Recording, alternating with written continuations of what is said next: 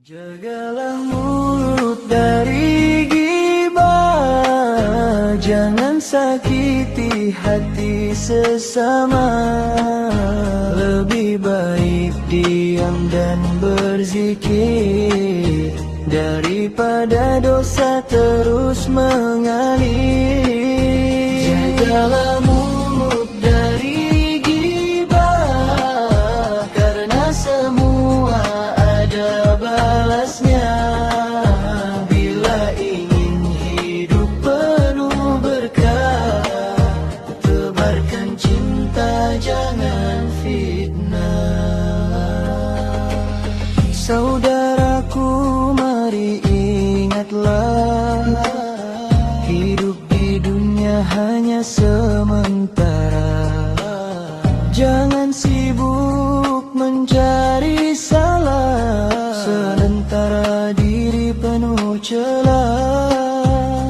Bersihkan hati dengan istighfar, agar jiwa menjadi sabar. Mulut yang baik membawa damai dan dicintai Allah sampai akhir nanti.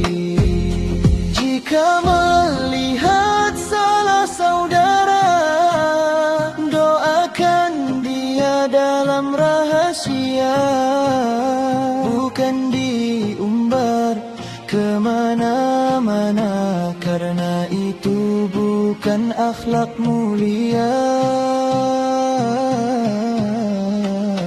Jagalah mulut dari ghibah, jangan sakiti hati sesama. Lebih baik diam dan berzikir daripada dosa terus mengalir. Jagalah mulut dari ghibah, karena semua ada balasnya.